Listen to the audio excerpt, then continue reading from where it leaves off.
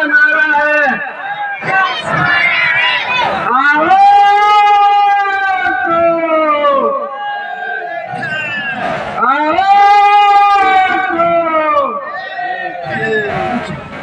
आज बेवासी के प्रांगण में हमारे बीच में विधानसभा आसपुर प्रत्याशी भाई श्री उमेश जी डामोर और प्रदेशाध्यक्ष भाई दिनेश जी खानन साहब और आसपुर ब्लॉक अध्यक्ष रमेश जी खानन साहब, खराड़ी साहब और महेंद्र जी रामा साहब और हमारे बीच में प्रधान मैडम ललिता जी डेंडोर और प्रधानपति भाई श्री मनोज जी डिंडोर साहब और हमारे बीच में हमारे समाज के मेयर कोटवाल भाई बहन माता बच्चे युवा साथियों, आप सबको बोर्डन का वेला ग्राम पंचायत में पधारे, उसके लिए आप सबको तहे दिल से जोहार, अभिनंदन, स्वागत आप सबका।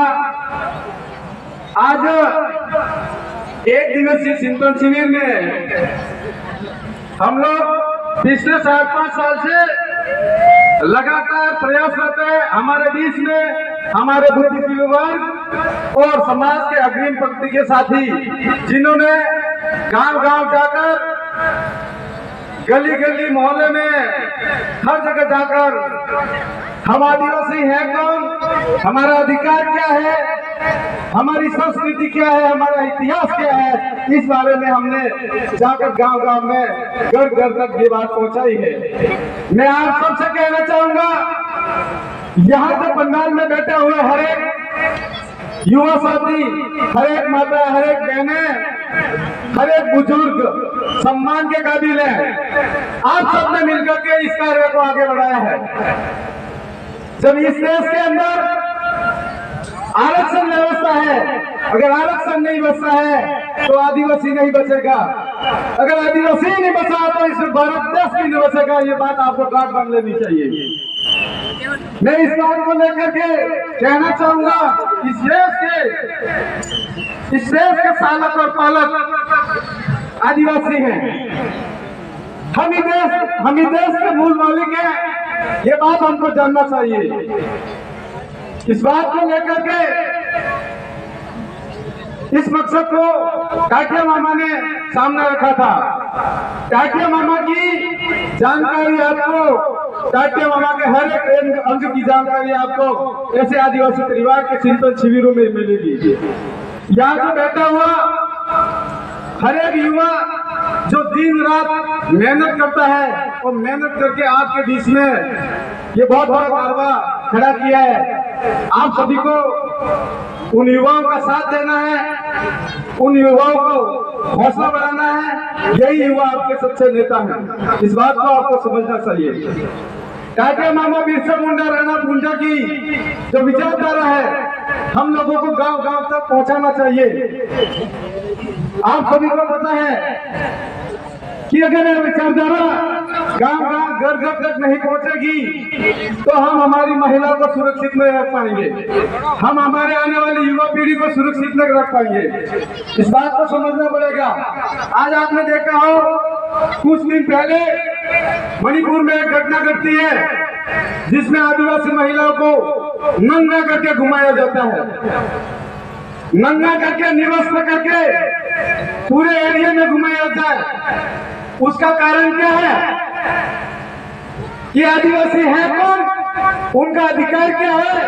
ये जल जंगल जमीन का जो अधिकार है, जो हमें मिला हुआ है, हमारे डॉक्टरों ने आंदोलन करके लिया हुआ है। इस बात को समझना पड़ेगा। मैं कहना चाहूंगा कि हमारे नेताओं को तो सिर्फ पार्टी की पड़ी है, विशेष करके गोपीचंद जी को तो वो पार्टी के, उनको सिर्फ पार्टी की पड़ी है। कभी आपने बारे में, आदिवासी के बारे में विधानसभा में आवाज नहीं उठाई है। आप सबको ये बात याद रखनी चाहिए। तो मैं आपको एक बात कहना चाहूंगा कि एक मुस्लिम समाज है, एक मुस्लिम समाज जो अपने 2-3 साल के बच्चे को मदरसा में लेकर जाता है और बताता है बेटा इस रास्ते चलना है। उनकी अपनी एक किताब है कुरान, आपको कुरान लेकर चलना है। उनके भी अपने कॉलेज है, उनके अपने स्कूल है। उनका एक व्यक्ति जो पढ़ा लिखा व्यक्ति से लेकर कागज पिनने वाला व्यक्ति भी अपने समाज के द्वारा बनाए गए मस्जिद में जाकर एक जगह बैठता है और अपने समाज की बात करता है। एक और भाई जो पहले पूरे देश के अंदर अशुद्ध कहे जाते थे, आप सबको पता होगा, आज वो पूरे देश के अंदर एक ताकत बनकर उभरे हैं। उनके भी बहुत नियर है और वो बाबा साहब का ग्रंथ लेके चलते हैं, बहुत और दम।